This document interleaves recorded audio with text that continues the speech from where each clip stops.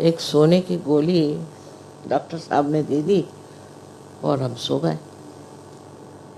लेकिन आप लोग यहाँ गाना वाना गा रहे थे, हमने कहा चलो, कुछ कुछ लोगों ने गाना गाया नहीं था, को मौका मिल गया, सब ठीक से हो रहा है।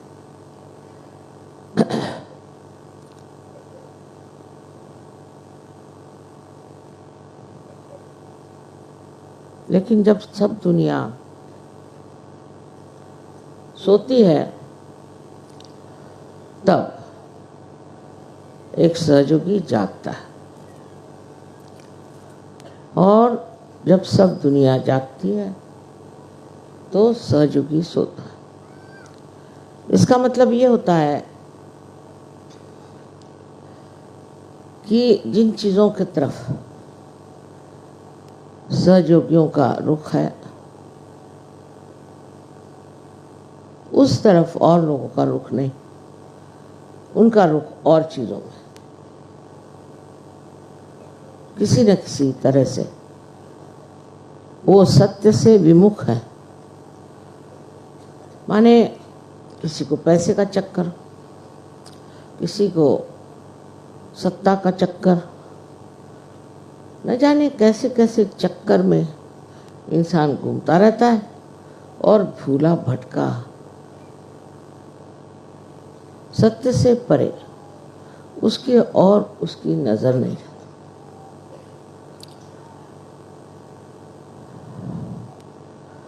कोई कहेगा कि इसका कारण ये है, उसका कारण ये है, कोई न कोई विश्लेषण कर सकता है। पर मैं सोचती हूँ अज्ञान, अज्ञान में मनुष्य न जाने क्या क्या कर बैठा। एक तरह का अंधकार, घना अंधकार छा जाता।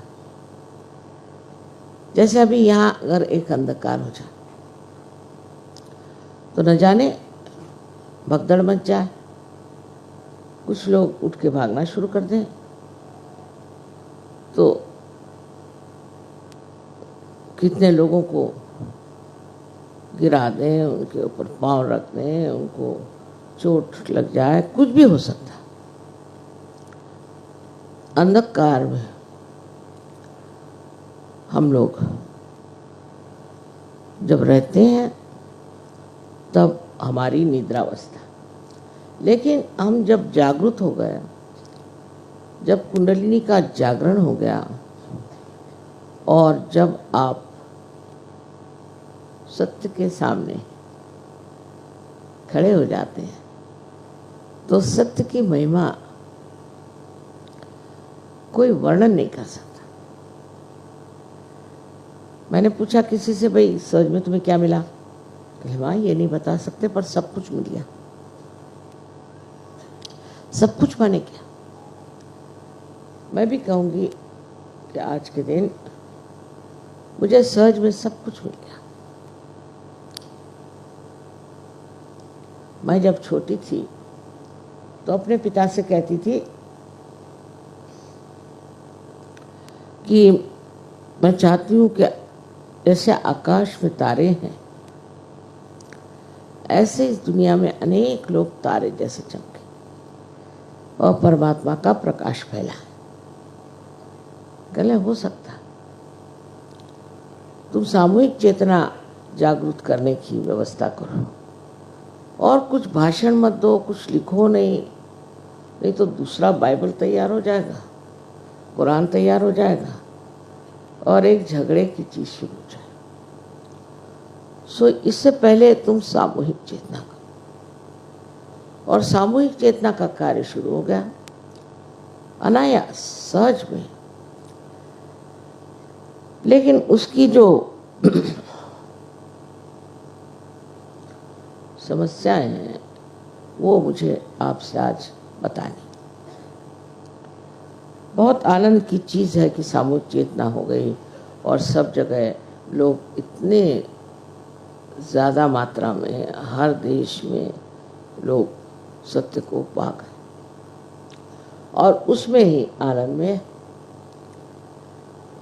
लेकिन कष्ट तब होता है कि सोच करके कि सामूहिक चेतना पर हमने कोई चयन नहीं किया, दरवाज़ा खोल दिया, हर एक तरह के लोग अंदर आ गए और अपने साथ अपनी गंदगी भी लेकर अंदर चले आए। और जब ऐसे थोड़े से भी लोग आ जाते हैं तो वो बहुत नुकसान देते हैं।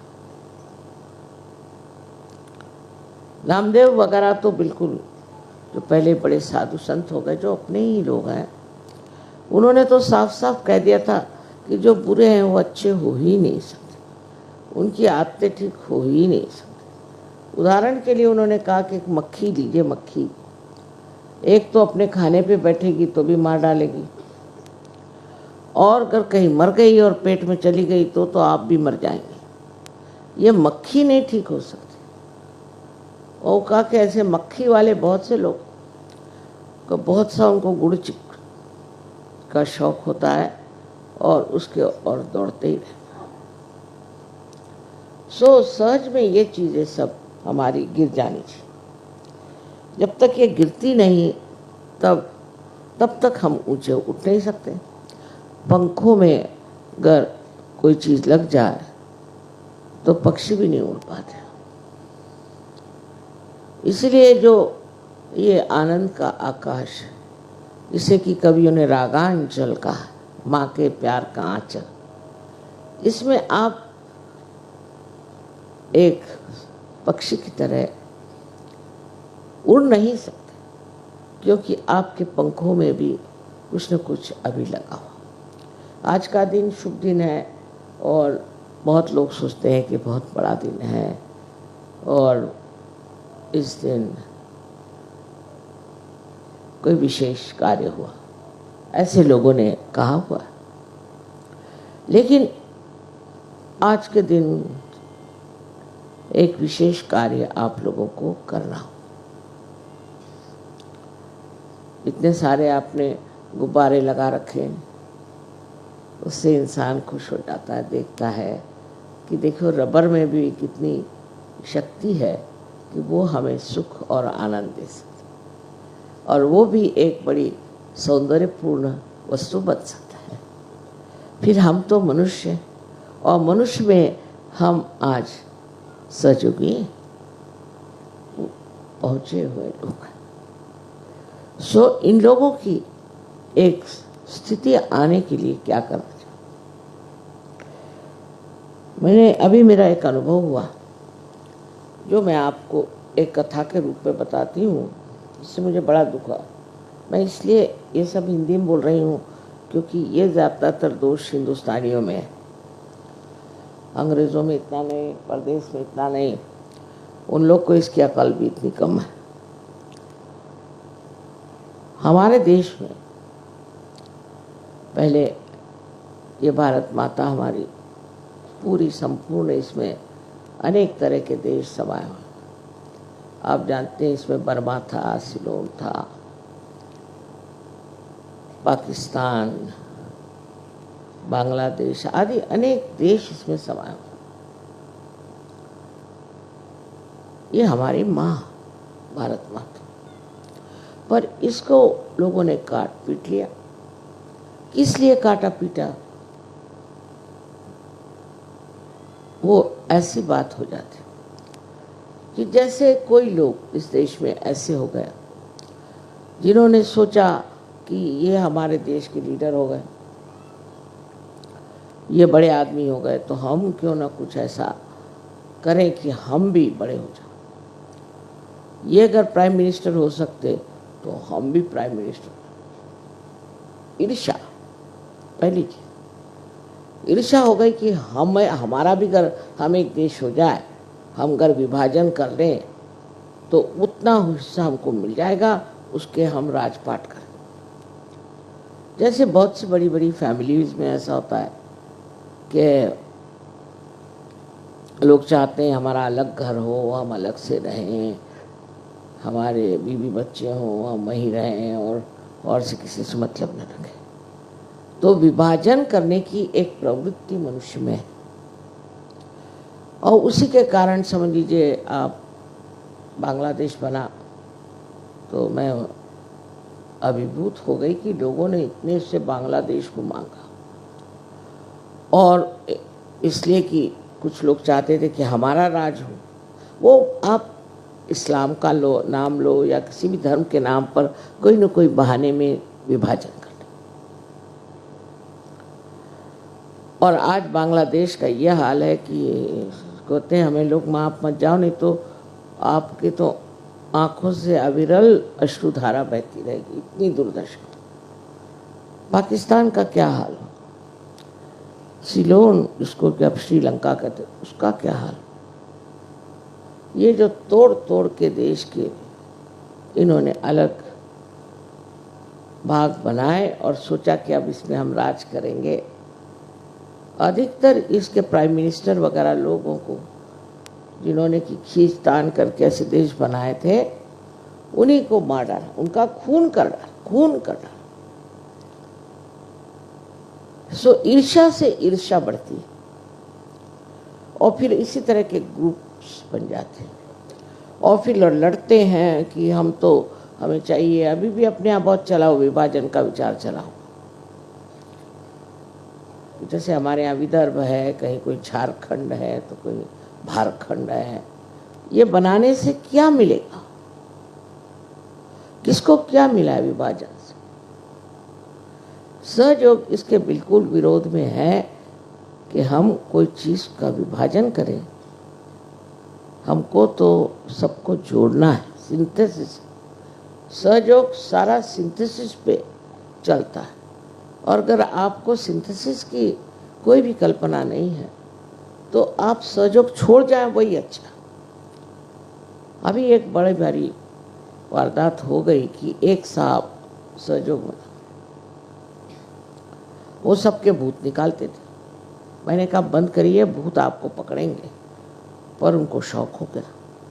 हो सकता है लोग उनको पैसा देते हों, चाहे कुछ बड़ा भारी आदमी कहते हो जो भी, तो उन्होंने अपना एक अलग ग्रुप निकाल लिया। सहयोग के भी कुछ ऐसे लोग थे, वो भी अलग हो गए, एक अलग ग्रुप बना करके और उन्होंने अपनी एक अलग से संस्था निकाली। हाँ, मेरे बारे में उनको कहते शंका नहीं थी, लेकिन और लोग जो हैं और लीडर जो हैं वो किसी काम के नहीं।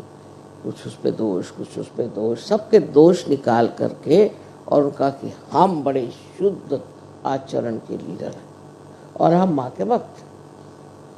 मुझसे बगैर पूछे, मुझसे इजाज़त लिए बगैर, मुझसे कोई कहे बगैर उन्होंने अपना एक बड़ा ग्रुप बना लिया। मेरे फोटो खूब दिखाई दुनिया भर में, पता नहीं क्या क्या धंधे। मुझे तो पता ही नहीं कि क्या हो रहा था, कि क्या ये धंधे। वो लीडरों को ये लीडर अच्छा नहीं, वो लीडर अच्छा नहीं। अगर कोई खराब हो तो मैं खुद जान जाऊंगा। जब मुझे मानते हैं तो मुझको छोड़ देना चाहिए। मुझे को तय करने दीजिए कि लीडर अच्छा है या नहीं। लेकिन लीडर को तुम ऐसे हो, तुमने ये क्यों किया, तो तुम ऐसे क्यों करते हो, इसका अधिकार आपको नहीं। अब कोई कहेगा लीडर क्यों है सहयोग में? इसलिए है कि मेरा संबंध सबके साथ हो नहीं सकता, तो एक जो बीच में इंसान रहे उसके माध्यम से मैं सबसे संबंधित हो सकती। तो वो लीडर पे नाराज होगा, ये लीडर ठीक नहीं, ये ऐसा है वैसा नहीं। उसका जो दोष हो या उसकी कोई तकलीफ हो, उसको मुझे निकालना चाहिए, न कि आपको। और आपको तो आप मुझे लिखो।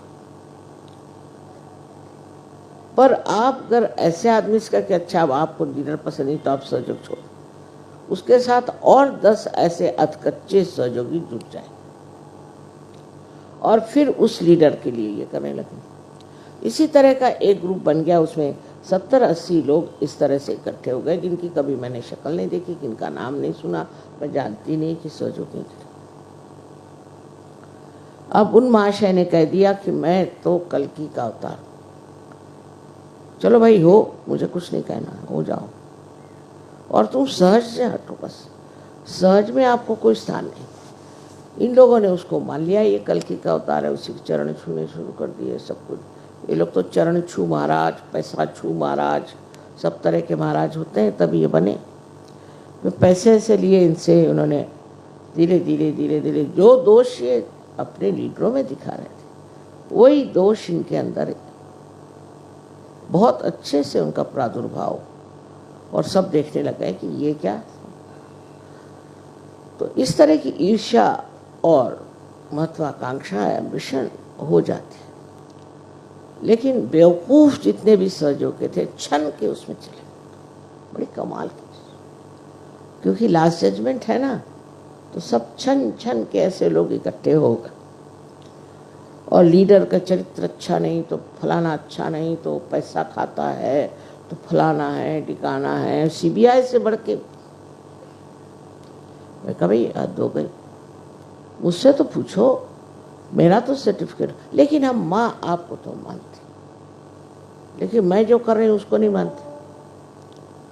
करते करते ये बेवकूफ़ लोग गणपतिपुरे पहुँचे, वहाँ इन्होंने मेरे ऊपर पत्थर फेंके उल्टे, क्योंकि जब दुर्बुद्धि हो जाती, जब बुद्धि भ्रष्ट हो जाए तो आपको होश ही नहीं रहता, आप बोल क्या रहे, कर क्या रहे, जैसे शराबी आदमी हो जाता है उस तरह की हालत।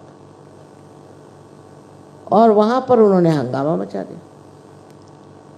प्रोग्राम में आ गए, मैंने देखा इतने खराब उनके वाइब्रेशंस।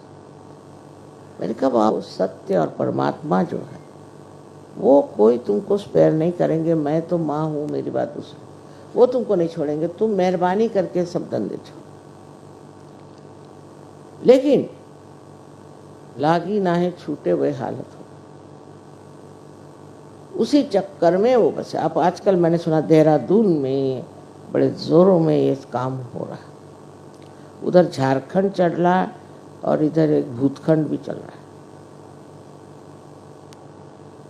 अब अगर सहयोग से इन 2-4 लोग बदमाशों को निकाल दिया जाए तो उनके साथ जुटने वाले भी बहुत से लोग हैं और एक दूसरा ग्रुप बना लेंगे। पर उस ग्रुप के लिए मुझे हर्ज नहीं हो, कृपया चले जाए और गंगा जी में डूब जाए, मुझे उसमें कोई हर्ज नहीं। पर वो सहज में नहीं रह सकते और मेरा नाम नहीं ले सकते, मेरा फोटो नहीं ले सकते। आज ये बात बड़ी दुखदाई लगी जब मैंने सुना कि जिस आदमी पर मेरा इतना विश्वास, जिसने इतना कार्य किया, उसी के लग गए तुम ये मोटर कहाँ से ले आए। अरे भाई वो काम करते हैं, धंधा करते हैं, ये मुझे पूछना चाहिए। और तुमको अगर ऐसी खास शिकायत हो तो मुझे चिट्ठी लिखो। आज मुझे कहना नहीं था, पर अब कोई मौका नहीं, तो इस शुभ अवसर पे ये मुझे अशुभ बात कहनी पड़ रही। इस तरह के अगर धंधे करने हैं तो अभी आप सहज से अपना आसन लेके तशरीफ बाहर ले जाए, उसमें मुझे कोई हर्ज नहीं। सहयोग में किसी पे कंपल्शन है ही नहीं, आप जानते।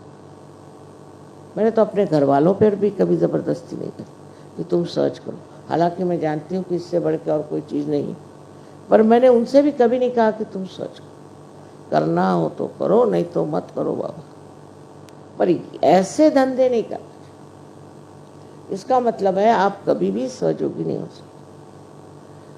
एक तरह से सहज की दृष्टि से अपने लीडर्स से इस तरह से बर्ताव करना महापाप, और उसको लेकर के ग्रुप बनाना तो उससे भी महापाप। अगर आपको चाहे तो आप मुझे चिट्ठियाँ लिखें, मैं उस पर खबर करूँगी। मुझे तो वाइब्रेशंस पे फौरन पता चल जाता है कि वाकई में आप सच हैं कि वो। और दुनिया भर की चीज़ें उसमें लिखते हैं। चिट्ठी भी आती तो उसमें इतनी बकवास, मैं उधर ध्यान ही नहीं देती। वो ये लीडर ऐसा है, वो लीडर ऐसा है, वो फलाना ऐसा है। अरे आप कौन बड़े शुद्ध आत्मा हैं, आप अपने को तो देख लीजिए, देखना चाहिए। जब आप ही नहीं ठीक हैं तो आगे का क्या होगा। आपके बच्चे हैं और बच्चों के अलावा जो आपके आस-पास पड़ोसी सब लोग रहते हैं, तो वो क्या सोचेंगे। अगर आपका लीडर ऐसा है तो क्या सोचेंगे आपके लिए भी कि फिर आप क्यों ऐसे पीछे लगे हो, आपके माताजी को अकल नहीं, वो ऐसे लीडरों को चुनती है।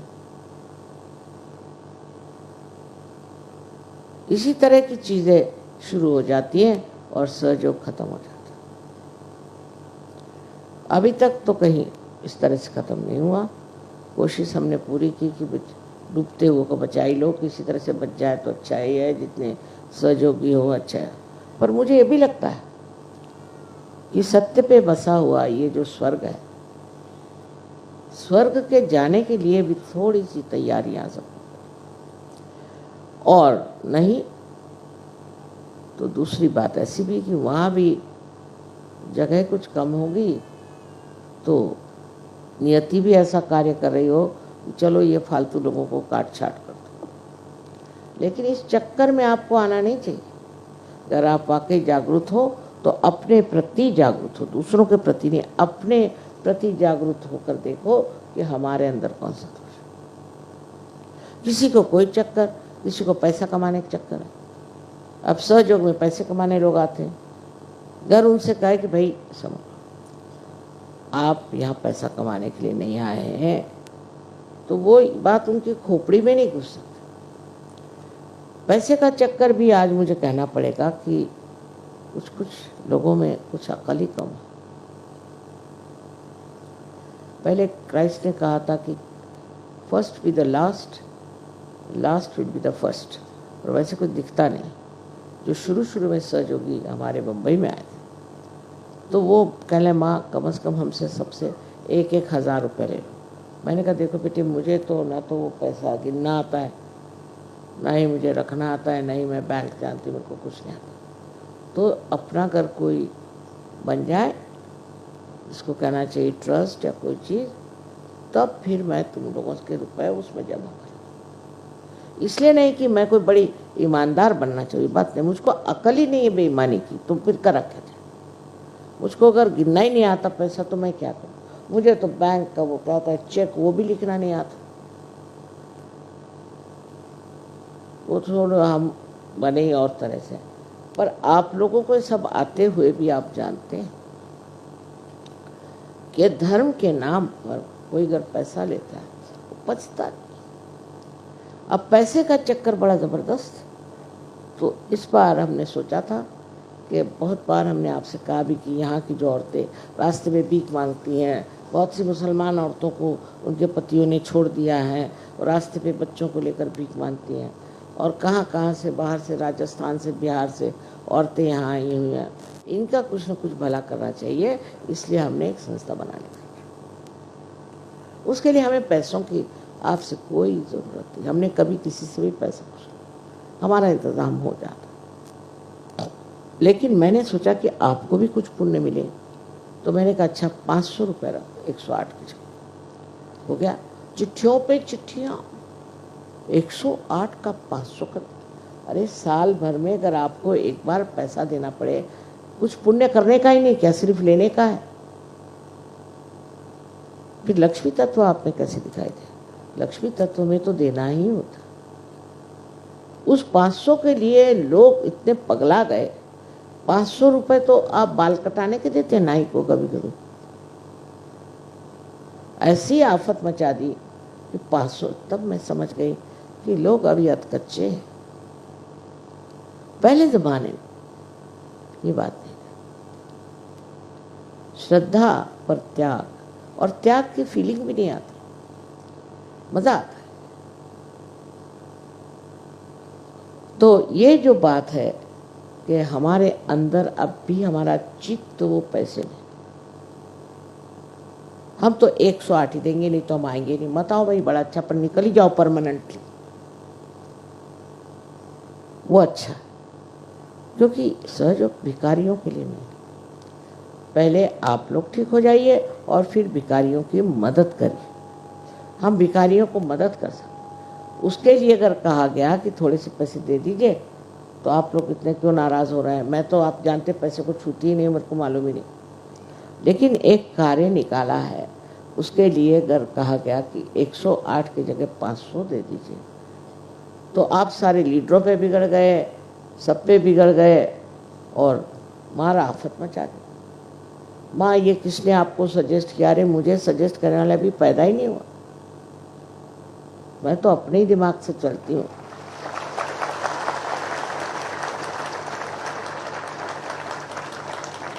ये समझ लेना चाहिए। ऊपर से मैं लगती हूँ भोली भाली, लेकिन अंदर से बहुत चंट हूँ। इसलिए मुझे बेवकूफ़ बनाने की कोशिश नहीं करनी चाहिए। अगर आप लोगों से जरा सा भी नहीं होता है सहयोग के लिए देना, सालों बीत गए, हजारों लोगों को ठीक किया, कितने तो आप लोगों को बख्शिश में पैसे दिए, क्या क्या किया, सब कुछ क्या आप जानते हैं। पर इतने से चीज के लिए लोगों की बदल गई। मुझे बड़ा दुख लगा इस बार। पहले भी ऐसे ही होते रहा है, कितनी शुद्रता है। अब बम्बई में इस बार सबने कहा कि माँ यहीं पूजा कर लो, तो मैंने कहा भाई पिछले मर्तबा का अनुभव बड़ा खराब रहा। जो पूजा हुई उसमें से 1/4 लोगों ने खाने के पैसे दिए, बाकी सब मैंने भरे पैसे। पूजा मेरी करी, खाने के पैसे मैंने दिए। मुंबई के लोग तो खास है, हमारे महाराष्ट्र के तो ऐसे कंजूस लोग हैं, वो ब्राह्मणों को देंगे, सिद्धि विनायक को देंगे, पर यहाँ मुफ्त में खाने को आ गए। 1/4 लोगों ने खाने का दिया और वो 1/3 लोगों ने पूजा का दिया। 11 रुपये 11 और सहयोग में आ गए। इससे अच्छा कटोरा लेकर के कहीं मस्जिद के सामने बैठ जाए, अच्छा है। वही कुछ अल्लाह उनका भला करे तो करे। ऐसे ऐसे लोग सहयोग में हैं। और इसलिए मुझे कहने का है कि कोई आपसे मुझे कोई प्रकार का दान या पैसे की आज तक ज़रूरत नहीं पड़ी, लेकिन मैंने कहा ज़रा देखें, टेस्टिंग कर लें। उस टेस्टिंग में मैं हैरान हूँ। और कोई भी ऐसा गरीब नहीं है इसमें जो 500 भी नहीं दे सकता। और फिर ये कहा गया कि जो नहीं दे सकता नहीं दे। तो फ़ोन पे फ़ोन आ रहे कि साहब मेरा आप काट दीजिए ना, मैं नहीं दे सकती। क्यों? मेरे पति कमा रहे हैं। कितना कमाते हैं? 7,000 कमाते हैं, पर मैं नहीं दे सकती, मेरे पति दे देंगे, अपनी तरफ से मैं नहीं। ज़रा कुछ सेल निकाल दीजिए इसका, वो होते ना मार्केटिंग, कुछ सेल हो जाए, अच्छा है, किस किस को माफ़ कर दीजिए। अरे भाई उसमें क्या उससे कितना पैसा आने वाला, उससे क्या हमारा NGO चलने वाला? कुछ भी नहीं। पर आप लोगों को परीक्षा हो गई कि आप लोग कितने गहरे पानी में हैं। तो पैसे के अंदर से पहले चित्त निकालना हिंदुस्तान के आदमी के लिए बहुत ज़रूरी है, अगर वो सहयोग में है। नहीं तो आजकल जेल भरो आंदोलन चला ही हुआ है। पैसों में काहे को आपको इतना चित्त? आपकी लक्ष्मी जी हमने जागरूक कर दिए, जितना आप दोगे उतना ही आपको देना। इतनी आनंद की चीज़ है, इसकी कोई हद है। आप लोग मुझे कुछ देते हैं तो मैं तो इसलिए सिर्फ लेती कि आप लोग खुश होते। मुझे कोई चीज़ की ज़रूरत नहीं, मेरे घर में कोई जगह नहीं, मेरे पास कुछ रखने को नहीं, कुछ मैं कर नहीं सकती। पर आप देते हैं प्यार से और आप चाहते हैं, उससे आप खुश होते हैं। लड़ाई झगड़ा कर करके मैं हार गई, क्या मुझे साड़ी मत दो, मुझे कुछ नहीं चाहिए, मुझे जेवर नहीं दो। मैंने यहाँ तक कह दिया मैं सब जेवर बेचने वाली हूँ, उससे सारे काम हो जाएंगे। तो कह ले हाँ आपको जो करना करो, पर तो हम तो देंगे। ये आपके खुशी के लिए हम कर रहे हैं। हमें क्या लेना और क्या देना, जब कुछ लिया ही नहीं तो देना क्या। लेकिन ये एक चीज़ हमारे अंदर हिंदुस्तानियों को समझना। हमने तो ऐसे ऐसे लोग देखे हैं कि आपको आश्चर्य होगा।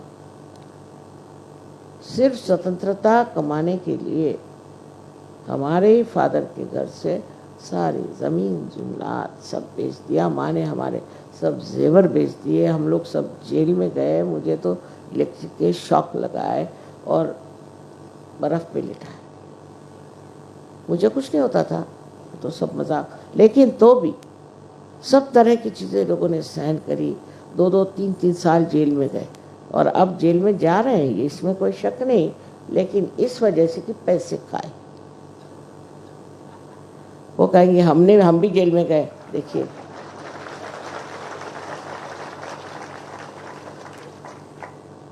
जो लोगों ने सहयोग में बहुत बदतमीजी करी है, उनका हम छुटकारा करने वाले हैं, पक्की बात। और खबरदार, अगर किसी भी लीडर के खिलाफ किसी ने भी अगर आवाज़ उठाई है तो उसको हम सहयोग से छुट्टी करा,